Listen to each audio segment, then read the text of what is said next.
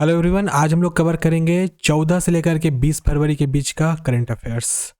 और ये इंग्लिश और हिंदी दोनों में अवेलेबल है, ध्यान रखिएगा इस चीज़ को। ये सबसे पहला क्वेश्चन है आज का कि विश्व सामाजिक न्याय दिवस किस दिन सेलिब्रेट किया जाता है। देखो, एक्चुअली विश्व सामाजिक न्याय दिवस क्यों मनाया जाता है, ये इंटरनेशनल कोर्ट ऑफ जस्टिस, आप लोग नाम सुना होगा। इंटरनेशनल कोर्ट ऑफ जस्टिस ही ने 20 फरवरी के डे को सेलिब्रेट किया है, किस रूप में? वर्ल्ड सोशल जस्टिस डे के रूप में सेलिब्रेट किया। नेक्स्ट प्रश्न है, निम्न में से किस व्यक्ति को असम सरकार ने असम वैभव अवार्ड दिया है? तो असम वैभव अवार्ड असम में अच्छे काम करने के लिए रतन टाटा को इस साल दिया गया है। उसके बाद नेक्स्ट तीसरा प्रश्न है, प्रधानमंत्री नरेंद्र मोदी द्वारा 18 फरवरी 2022 को ठाणे से किस स्थान के बीच रेल लाइन का उद्घाटन किया है?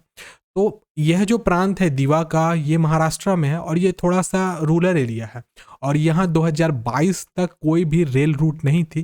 तो इसी को देखते हुए नरेंद्र मोदी ने उद्घाटन किया 18 फरवरी के बीच में ठाणे से लेकर के दीवा के बीच का नया रेल नेटवर्क। हर साल भारत मृदा दिवस योजना के शुभारंभ के उपलक्ष्य में निम्न में से किस दिन को मृदा स्वास्थ्य कार्ड दिवस मनाया जाता है? याद रखिए, मिट्टी दिवस भी इसको कह सकते हो आप। मृदा स्वास्थ्य कार्ड योजना के तहत मिट्टी दिवस 19 फरवरी के दिन हर साल मनाया जाता है। केंद्र ने 2022-23 के से 2025-26 तक पुलिस बलों को आधुनिकीकरण के लिए कितने हजार करोड़ रुपए की वित्तीय परिव्यय की मंजूरी दी है? 26,775 करोड़। यह व्यय क्यों किया गया है, मैं आपको बता दे रहा हूँ। एक्चुअली क्या हुआ है कि बीते 20-25 साल से किसी भी प्रकार का नया टेक्नोलॉजिकली डेवलपमेंट नहीं किया गया है हमारे किस डिपार्टमेंट में? पुलिस बल के डिपार्टमेंट में। तो इसमें नए आर्म्स, साथ साथ में नई जो टेक्नोलॉजी के हथियार होंगे वो, उसके साथ साथ जो बुलेट प्रूफ जैकेट्स होते हैं वो, हेलमेट होते हैं वो, ये सब चीज़ उनको दिया जाएगा। और ये सब के लिए दूसरे कंट्री जो कि जैसे कि हमारे चाइना है, उनके साथ कुछ टेक्नोलॉजी के साथ डेवलपमेंट किया जाएगा। उसके साथ साथ में अमेरिका के साथ में भी ये लोग हाथ मिला रहे हैं नई टेक्नोलॉजी को लाने के लिए।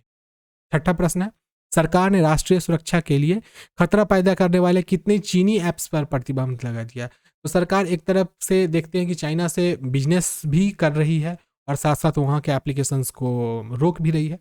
तो इस बार 54 चीनी ऐप्स को बैन कर दिया गया। उसमें आपको ही पता होना चाहिए कि एक बहुत फेमस गेम था, गेम का नाम नहीं लूँगा, उस गेम को भी बैन कर दिया गया है। निम्न में से किस देश की रॉयल नेवी ने के कमांडर रियर एडमिरल सैफ बिन नासिर बिन मोहसिन अल रहबानी सद्भावना यात्रा पर भारत आए थे? तो यह ओमान के थे, ध्यान रखिएगा। राष्ट्रीय उत्पादकता दिवस किस दिन मनाया जाता है? तो नेशनल प्रोडक्टिविटी डे हर साल 12 फरवरी के दिन मनाया जाता है। यह प्रोडक्टिविटी डे इसलिए मनाया जाता है कि हमारे देश में जो प्रोडक्शन है वो इन हाउस, मतलब कि स्वदेशी टेक्नोलॉजी से ज़्यादा अच्छे तरीके से बन सके, हमें दूसरे कंट्री पे डिपेंडेंट ना होना पड़े, इसलिए नेशनल प्रोडक्टिविटी डे मनाया जाता है। भारत की यूपीआई प्रणाली को अपनाने वाला पहला देश कौन सा बन गया है? जैसा कि आपको पता होगा कि भारत में आधार सिस्टम को पहली बार अपनाने वाला कौन सा देश बन गया है? तो वो बन गया है हमारा श्रीलंका। उसी प्रकार से भारत की यूपीआई की टेक्नोलॉजी को अपनाने वाला जो देश बन गया है वो बन गया है नेपाल। अब नेपाल की भी बैंक्स, जिस तरीके से हिंदुस्तान के बैंक्स यूपीआई नेटवर्क से काम करते हैं, उसी प्रकार के नेपाल के भी बैंक काम कर सकेंगे। भारत में पहली बार मोबाइल बायोसेफ्टी लैब का उद्घाटन किस शहर में किया गया है? देखो, मोबाइल बायोसेफ्टी लैब का अर्थ हुआ ऐसा लैब जो कि एक जगह से दूसरी जगह तक आसानी से ले जाया जा सकेगा। वो कार या कि फिर किसी छोटी सी गाड़ी पे लगा रहेगा और वो क्या है, बायोलॉजिकल सेफ्टी प्रोवाइड करेगी। मतलब वहाँ पे कहीं भी लगा दिया जाएगा एक छोटा सा जो गाड़ी रहेगी और वहाँ पे जाके लोग अपना चेकअप वगैरह करा सकेंगे। तो पहला मोबाइल बायोसेफ्टी लैब नासिक में लगाया गया है। केंद्रीय बंदरगाह, नौवहन और जलमार्ग और आयुष मंत्री जो हमारे सबरनंद सोनेवाल हैं, ने कि निम्न में से किस शहर में बहुप्रतीक्षित जल टैक्सी सेवा को हरी झंडी दिखाई है? तो जहां पर वाटर नेटवर्क स्टेबल होगा वहीं पे जल टैक्सी भी चलती है, आपको ही पता है इस चीज़ के बारे में। तो उसके लिए मुंबई सबसे बेहतरीन सिटी माना जाता है और मुंबई में इस चीज़ की शुरुआत की गई है। आरबीआई ने एनबीएफसी के लिए नए एनपीए उन्नयन मानदंडों के पूरा करने के समय कब तक बढ़ा दिए? तो 31 मार्च तक इसको एक्सटेंड कर दी गई है।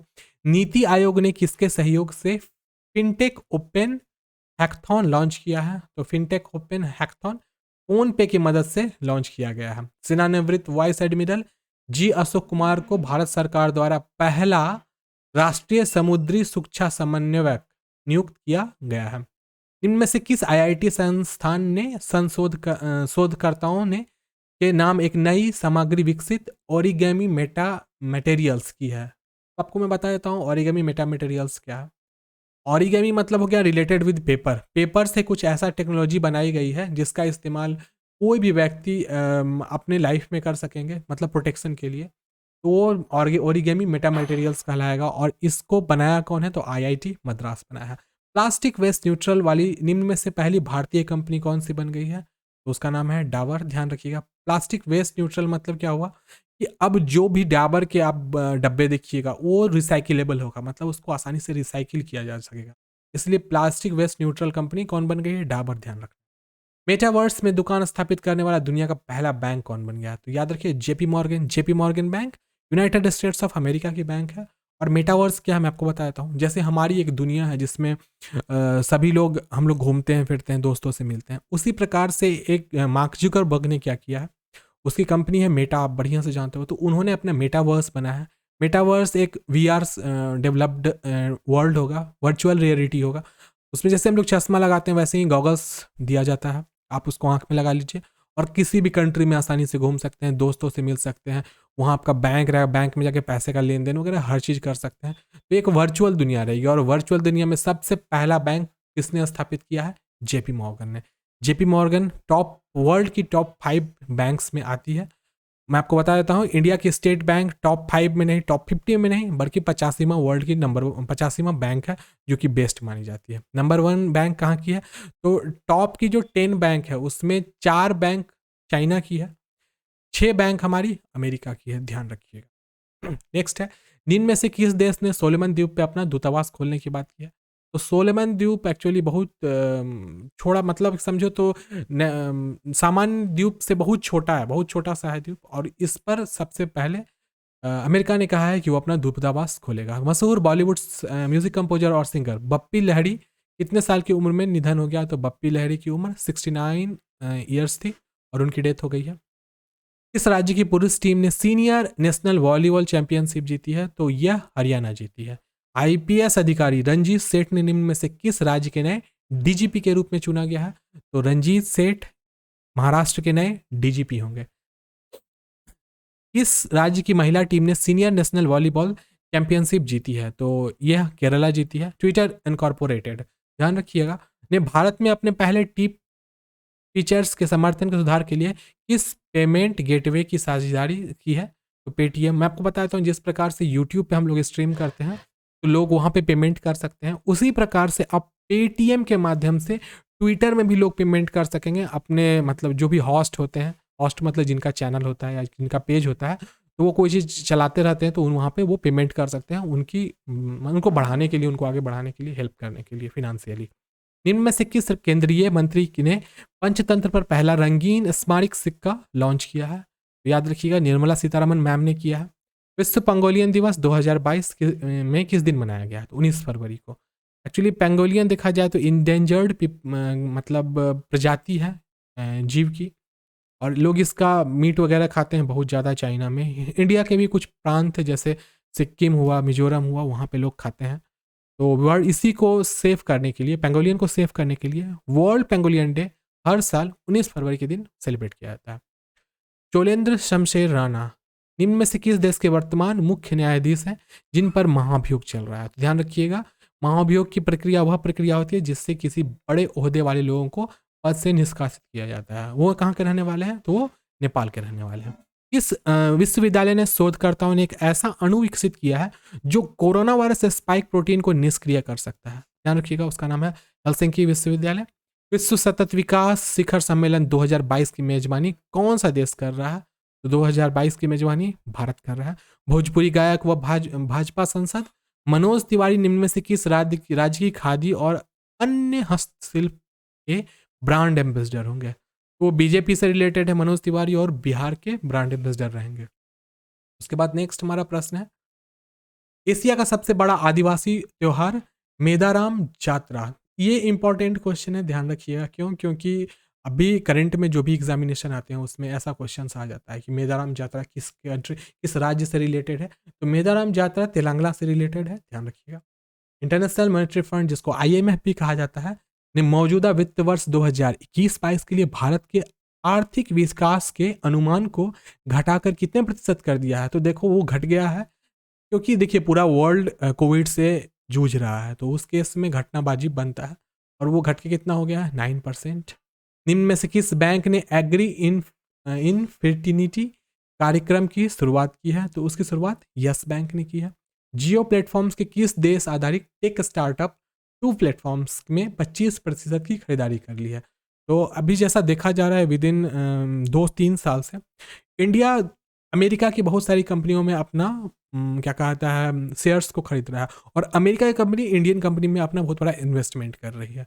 आपको पता होना चाहिए जियो में बहुत बड़ा इन्वेस्टमेंट किया है गूगल ने, करीब 3% का शेयर गूगल का जियो का खरीद लिया है। कौन? तो गूगल। तो इसी प्रकार से इंडियन कंपनी भी है जियो, जिसने टू प्लेटफॉर्म्स नाम की एक कंपनी है जहाँ पे 25% की हिस्सेदारी को खरीद ली है। किस देश की G20 अध्यक्षता के तहत G20 वित्त मंत्रियों और सेंट्रल बैंक्स गवर्नर्स की पहली बैठक आयोजित की गई है? यह बैठक इंडोनेशिया में हुई है। तंबाकू छोड़ो ऐप निम्न में से किन संस्थान द्वारा लॉन्च किया गया है? तो वर्ल्ड हेल्थ ऑर्गेनाइजेशन। हाल में ही भारतीय लघु उद्योग विकास बैंक, जिसको हम लोग सिडबी के नाम से भी जानते हैं, ने राज्य के सुंदरबन की महिलाओं के लिए नया कार्यक्रम शुरू किया है जिसका नाम है वेस्ट टू वेल्थ क्रिएशन। देखिए याद रखिए सुंदरबन आपको पता होना चाहिए, सुंदरबन डेल्टा हमारा वेस्ट बंगाल में है, वहीं से ये प्रश्न बन जाएगा।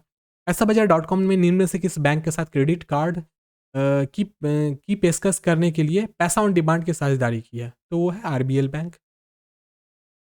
हाल में ही निम्न में से किस राज्य सरकार ने कैंसर की रोकथाम के लिए होप ऐप एक्सप्रेस योजना, देखो इंपॉर्टेंट है, इसको भी रिमार्केबल पॉइंट है, होप एक्सप्रेस योजना शुरू किया है? तो होप एक्सप्रेस योजना महाराष्ट्र से रिलेटेड है। बांग्लादेश और निम्न में से किस देश की वायुसेना 20 से लेकर के 25 फरवरी को कोप साउथ 22 अभ्यास करेंगे? तो इंपॉर्टेंट युद्धाभ्यास भी हम लोगों को याद रखना पड़ता है। तो कोप साउथ 22 अमेरिका में होने वाली है, बांग्लादेश और अमेरिका के बीच में। आईपीएस अधिकारी कला रामचंद्रन को निम्न में से किस शहर की पहली महिला पुलिस आयुक्त नियुक्त किया गया है? तो वो है गुरुग्राम की। निम्न में से किस देश ने लस्सा बुखार, ध्यान रखिए लस्सा बुखार से पीड़ित 3 व्यक्तियों की मृत्यु हो गई है? ब्रिटेन।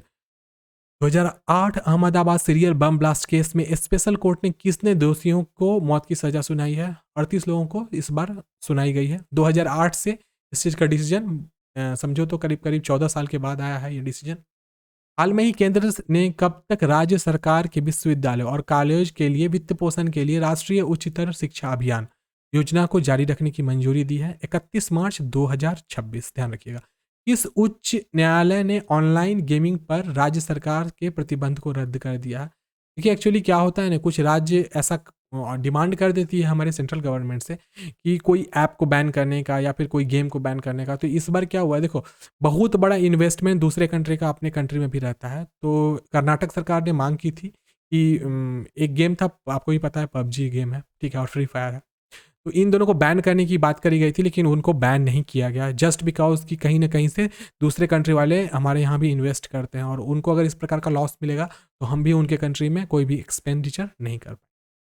हाल में ही भारत सरकार ने कच्चे पाम तेल पर कृषि उपकर को 7.5% से घटाकर कितने प्रतिशत कर दिया है? तो वो 5% किया है। एक क्वेश्चन छूट गया था। भारत और यूएई ने व्यापक आर्थिक भागीदारी के लिए हस्ताक्षर किया है। अब सीईपीए अब क्या है मैं आपको बता देता हूँ। इसमें क्या होगा, जो भी इन्वेस्ट करने वाले दूसरे कंट्री होंगे वो क्या करेंगे कि वो अब हमारे यहाँ भी इन्वेस्ट करेंगे। किस रूप में? तो अब देखिए हम तो दूसरे कंट्री में इन्वेस्ट कर सकते हैं, किस रूप में?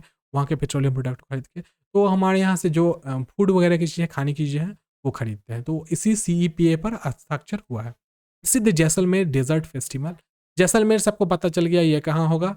ये एक्चुअली उसको दूसरा नाम से मारू महोत्सव के भी नाम से जाना जाता है। तो ये किस राज्य में मनाया जाता है? तो जैसलमेर आपको पता है ये राजस्थान से रिलेटेड है। हाल में ही भारत के साथ किस देश ने पर्यटन सहयोग पर समझौता ज्ञापन पर हस्ताक्षर किया है? तो ऑस्ट्रेलिया के साथ यह समझौता ज्ञापन पे हस्ताक्षर हुआ है। इस आईआईटी के रिसर्च पार्क ने सेंट गोबेन इंडिया के साथ अक्षय ऊर्जा पर एमओयू हस्ताक्षर किया है। देखिए एमओयू क्या होता है ना, दो के बीच में म्यूचुअल एक समझो तो एक दूसरे के साथ वो लोग ना हाथ मिला लेते हैं म्यूचुअली। और आईआईटी मद्रास के साथ हुआ है सेंट गोबेन इंडिया का। अक्षय ऊर्जा। अक्षय ऊर्जा जैसे कि आपको सोलर प्लेट्स बनाना हुआ, वाटर एनर्जी हुआ, ये सब अक्षय ऊर्जा है। इसी पर वो लोग एक म्यूचुअल हस्ताक्षर किए। हाल में ही निम्न में से किस देश के आधिकारिक तौर पर कोआला को इंडेंजर्ड घोषित कर दिया? तो कोआला भालू है, आपको पता होना चाहिए, और ये ऑस्ट्रेलिया का भालू है। तो इसको इंडेंजर्ड कर दिया है क्योंकि अब उसकी प्रजाति खतरे में है। भारतीय खनन प्रमुख वेदांता ने भारत में सेमीकंडक्टर्स के निर्माण के लिए संयुक्त उद्यम बनाने के लिए ताइवान की electronics company on high group के साथ करार किया है। ध्यान रखिएगा, वेदांता ये भी एक बहुत फेमस सी कंपनी है। पोलियो उन्मूलन के प्रयास के लिए बिल गेट्स ने हिलालप ए पाकिस्तान सम्मान को से हाल में ही सम्मानित किया गया है, जो पाकिस्तान की दूसरी बड़ी नागरिक सम्मान है। ध्यान रखिएगा। हाल में ही कोलकाता से चल रहे मिजोरम के खिलाफ रणजी ट्रॉफी में प्रथम श्रेणी डेब्यू पर तिहरा शतक लगाने वाले बिहार के शकीब उल गनी पहले खिलाड़ी बन गए हैं। ये 53 क्वेश्चंस था जो रिलेटेड था हमारे करंट अफेयर्स से। और ये सारे के सारे करंट अफेयर्स को आप गूगल पॉडकास्ट, सावन, स्पॉटिफाई, एप्पल पॉडकास्ट और एक्सक्लूसिवली पॉकेट एफएम पर भी सुन सकते हैं। ये सारी की सारी कंटेंट वहाँ पर भी अवेलेबल रहती है। तो करंट अफेयर्स के क्लास को हम लोग यहीं पे ख़त्म करते हैं और अभी हम लोग आगे पढ़ेंगे इंडियन पॉलिटी, जो एक इम्पॉर्टेंट टॉपिक हमारा कंटिन्यू होगा।